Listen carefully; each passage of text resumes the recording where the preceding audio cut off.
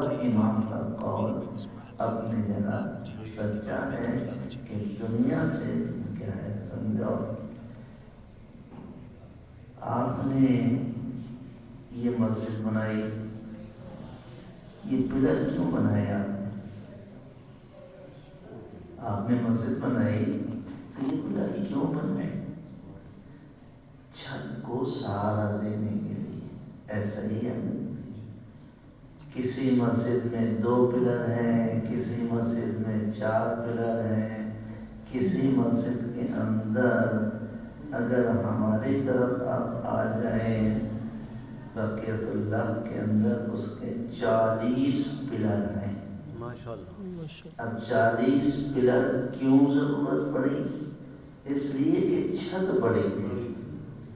جتنی چھت بڑی ہو اس کو روکنے کے لیے کیا کرتے ہیں، یہ پلر بناتے ہیں. اللہ تعالیٰ اس صورت پہ ہمیں وعدہ کر رہا ہے، کیا تم نے 7 آسمانوں کو پلر کے اوپر کھڑا ہوا دیکھا ہے؟ نہیں دیکھا نا. تو تم اپنا مکان بناتے ہو تو بغیر پلر کے نہیں. تو دیکھو ہم وہ خدا ہے جس نے 7 آسمانوں کو بغیر ستون کے بنایا.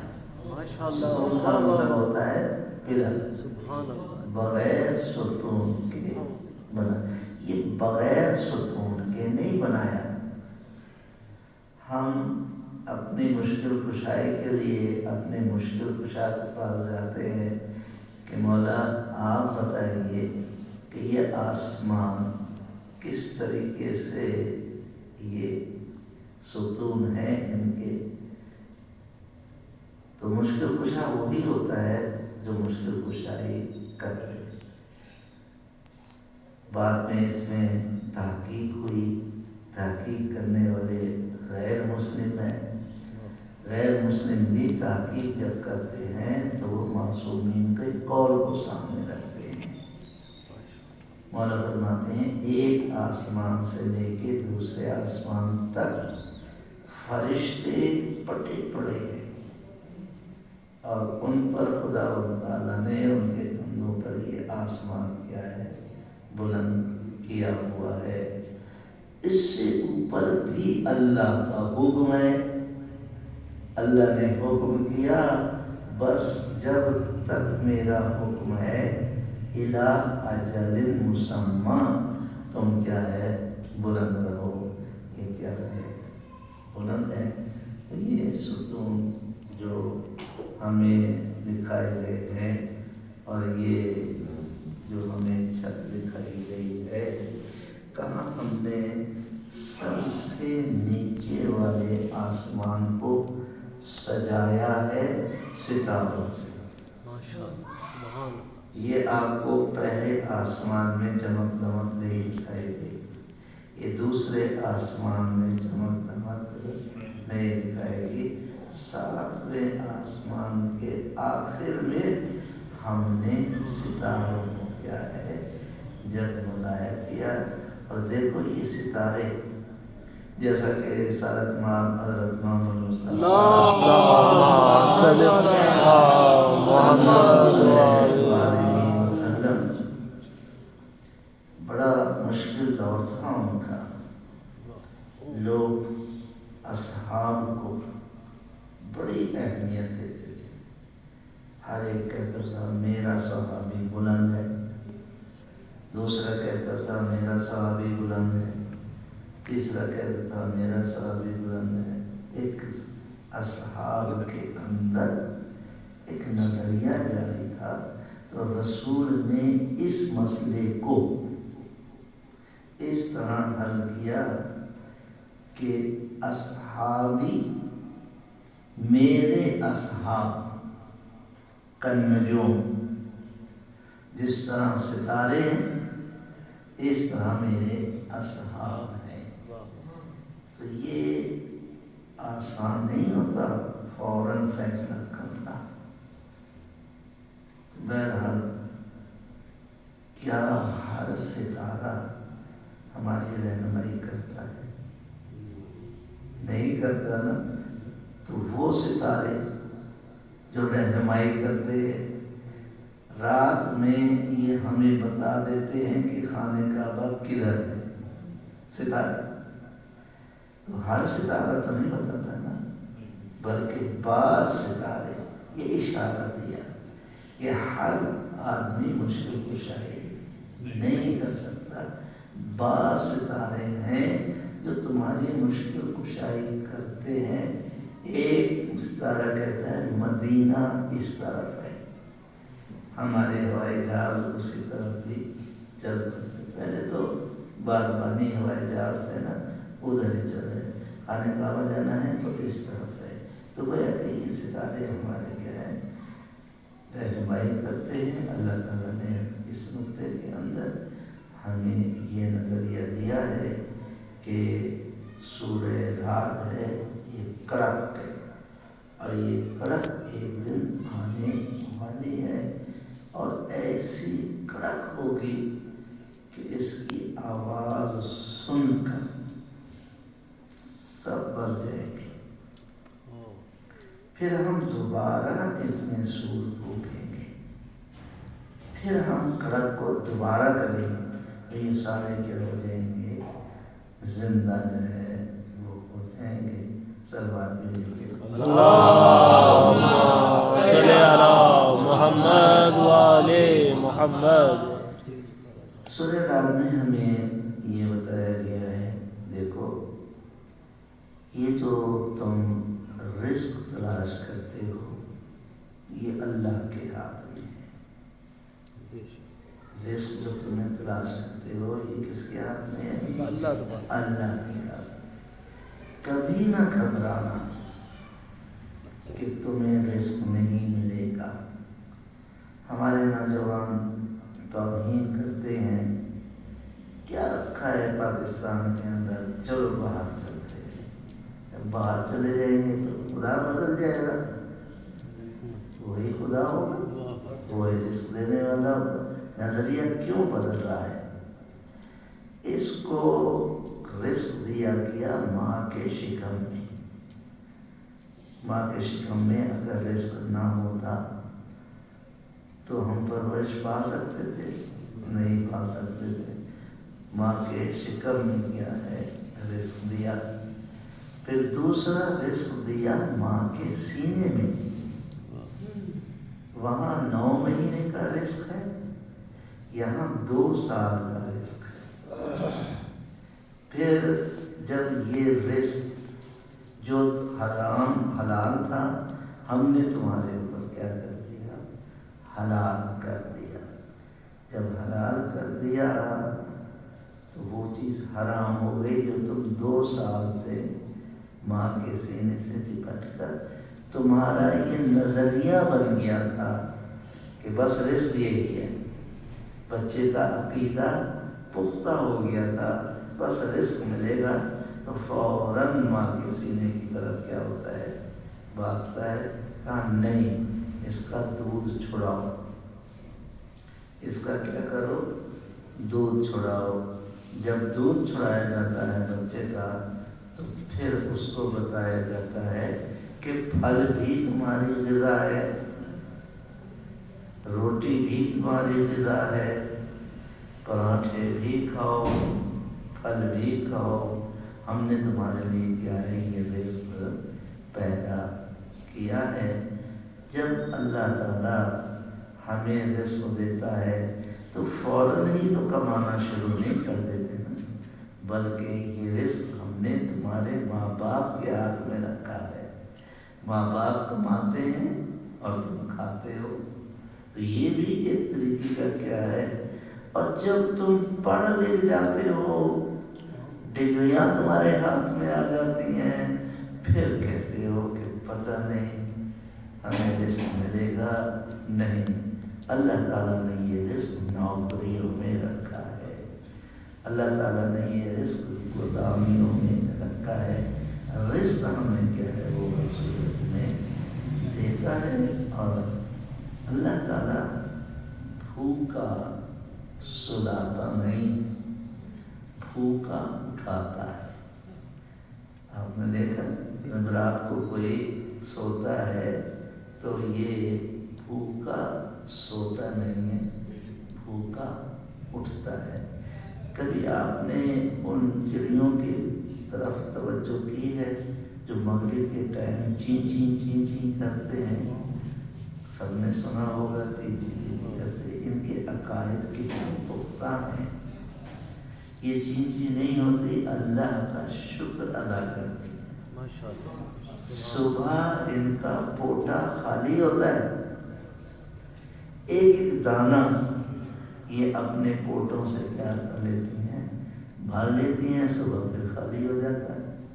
تو اللہ تعالیٰ نے ہمیں یہ نتیجہ دیا رزق کے ذریعے سے، سورہ رات کے ذریعے سے، کہ رزق کے معاملے میں تمہیں کبھی گھبرانا نہیں ہے۔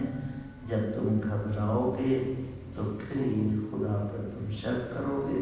جب تم خدا پر شک کرو گے تو ظاہر بات ہے کہ رسول پہ بھی شک ہو جائے گا، اماموں پر بھی کیا ہے شک ہو جائے گا۔ تو یہ نقطہ ہمیں سورہ رات کے اندر جو ہے ملا ہے۔ صلوات بھیجیے۔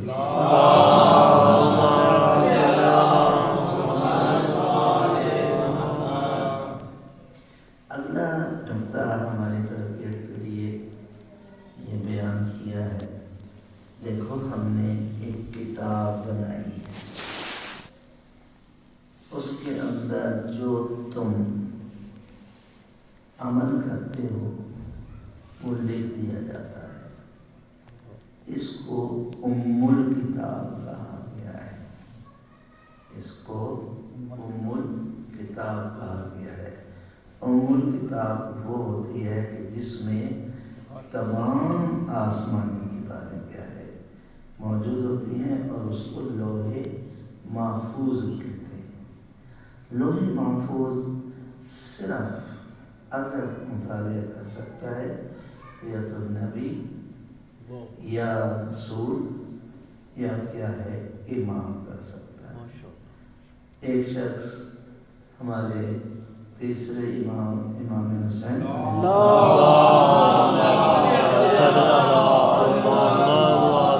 محمد پاس آیا، کہا مولا میرے پاس اولاد نرینہ نہیں ہے، مجھے اولاد نرینہ چاہیے۔ تو آپ میری طرف دیکھ لیں۔ مولا نے یوں کیا، کہا واقعہ لوح محفوظ میں بھی تیری اولاد نہیں ہے۔ اب یوں کرنے والا میں تو نہیں، آپ تو نہیں، میری تو چھت سے نگاہیں ٹکرا کے نیچے آ رہی ہیں۔ کہاں میں دعا کرتا ہوں، دعاؤں سے تقدیر بدل جاتی ہے۔ مولا نے دعا کی، اور جب پھر دعا کرنے کے بعد پھر آپ نے آنکھوں کو بلند کیا تو وہاں پہ اس کے 7 بیٹے لکھے ہوئے تھے۔ کہا جاؤ اللہ تمہیں 7 بیٹے دے گا۔ تو اس کو کہتے ہیں الکتاب۔ یہ جو ہم روزانہ عمل کرتے ہیں، ماشاءاللہ آپ کا عمل اس مسجد کے حوالے سے بہت ہی زیادہ ہے۔ اللہ تعالیٰ نظر بد سے بچائے۔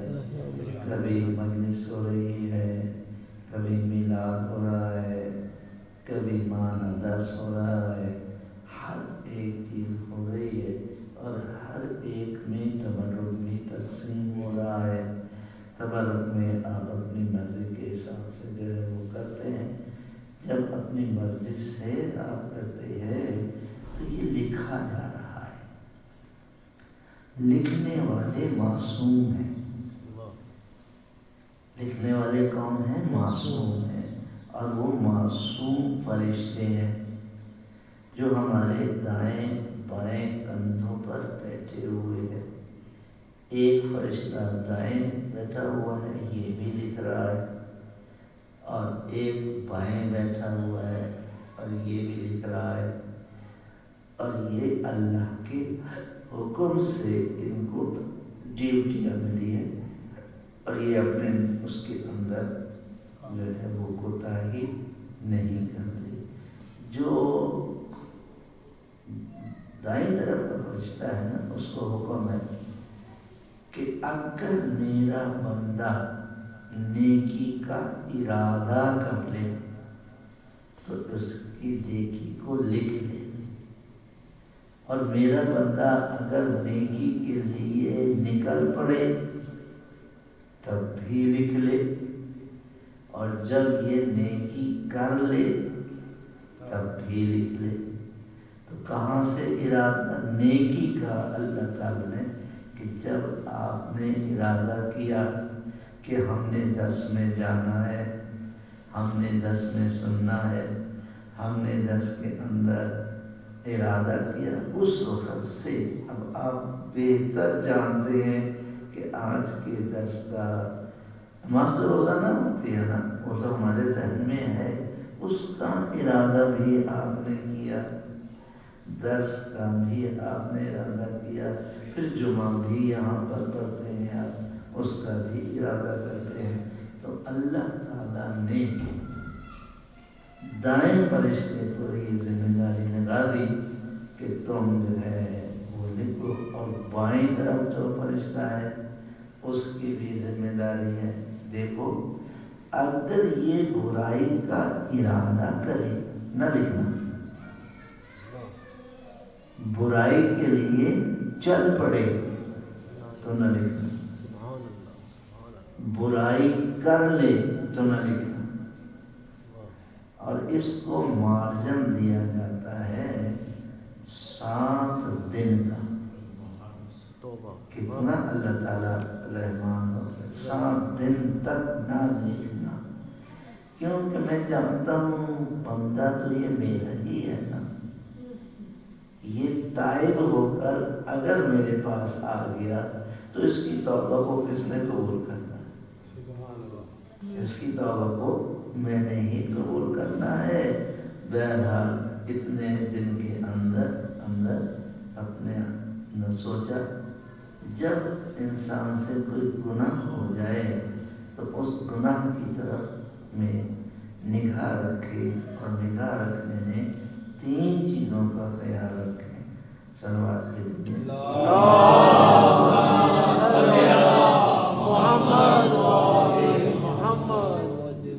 تین چیزوں کا کیا ہے کہ سب سے پہلے نادم ہو جاؤ کہ میں نے گناہ کیا ہے۔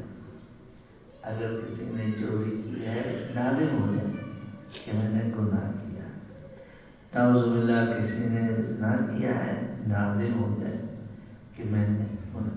اب اس نادم ہونے کے لیے پیریڈ نہیں ہے کہ جب گناہ ہوا تھا اس وقت میں نادم ہوا نہیں، یہ خدا نے قید نہیں رکھی۔ کہا میرے بندے جب تجھے گناہ یاد آ جائے اسی وقت نادم ہو جائے کہ ہاں میں نے یہ غلطی کی تھی۔ بہرحال جب نادم ہوتا، دوسرا کام یہ ہے کہ تم پھر اس گناہ کے نزدیک نہ جانا، پھر تم اس گناہ کے، کیونکہ تم تائب بن رہے ہو، میں تواب بن رہا ہوں، تم گناہ کر رہے ہو، میں اس کی سزا لے کر رہا ہوں، جب تم توبہ کرو گے تو میں سزا معاف کر دوں گا۔ تو کتنی بڑی حوصلے کی بات ہے کہ اللہ تعالیٰ کی ذات اتنے ہمارے گناہوں کو کیا کر دیتی ہے، وہ معاف کر دیتی ہے۔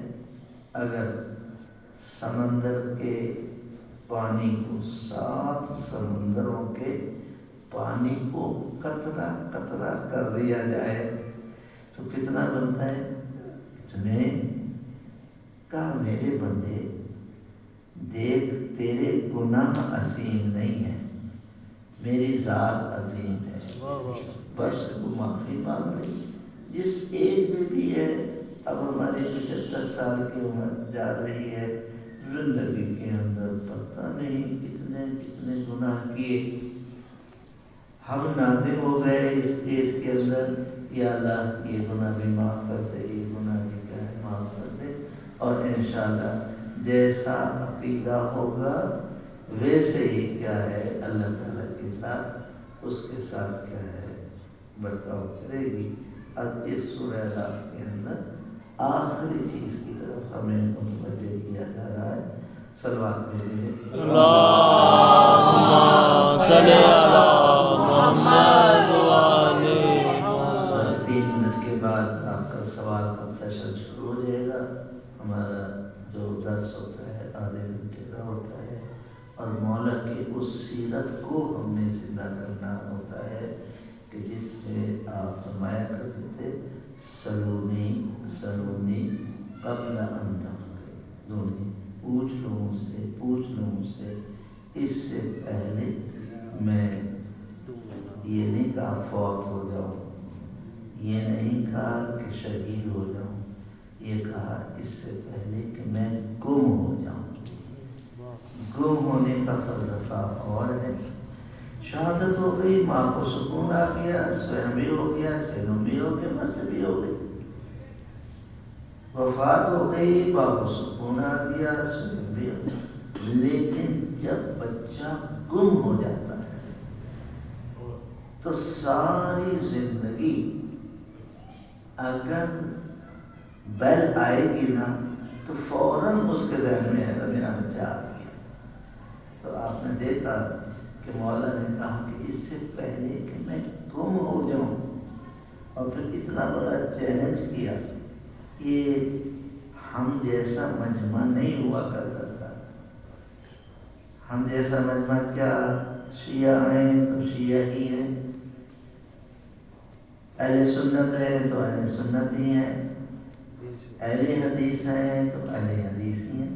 نہیں، ایسا آپ کے مجمع میں یہودی بھی ہوتے تھے جو مسلمان ہوئے، آپ کے مجمع میں عیسائی بھی ہوتے تھے جو مسلمان ہو گئے، آپ کے مجمع میں ظہوری بھی ہوتے تھے جو مسلمان ہوئے۔ باقاعدہ جو اپنے مذہب میں، عیسائی مذہب میں بات کیجیے، ایک عرصہ اپنے مذہب میں گزار کر آتا ہے تو اس کو علم تو ہوتا ہے نا کہ میرے پاس اللہ کتاب ہے، اس میں یہ ہے۔ بہرحال مولا فرماتے تھے کہ میں تورات والوں کو تورات سے جواب دوں، میں انجیل والوں کو انجیل سے جواب دوں، قرآن والوں کو قرآن سے جواب دوں۔ تو یہاں پہ تو ہم جب سوال کے سیشن میں آئیں گے انشاءاللہ، جب ٹائم ختم ہو جائے گا تو آخری نقطہ صلوات میں دیجیے۔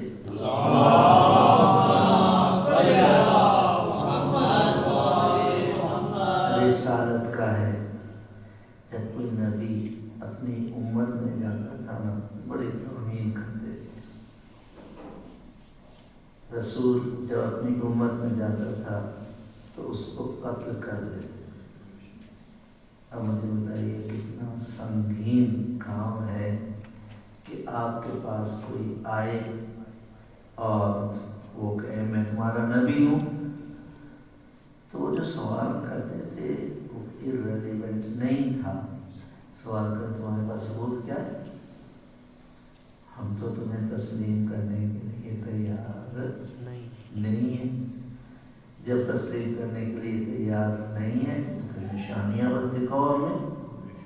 اگر نشانیاں تمہارے پاس ہیں، جیسا کہ فرعون نے کہا تھا حضرت موسیٰ سے کہ جو ہے وہ نشانیاں بتاؤ، تو وہاں پر نشانیاں، تو انہوں نے اپنا عصا پھینکا، وہ اشتہا بن گیا، اور جو دوسرے جانور لائے تھے اپنی اپنی رسیاں، اس سانپ اس کو کیا بن گیا؟ نکل گیا۔ جب بھی رسالت کا معاملہ آتا ہے تو وہاں پہ جو ہے نشانیاں طلب کی جاتی ہیں۔ رسالت مآب حضرت محمد مصطفیٰ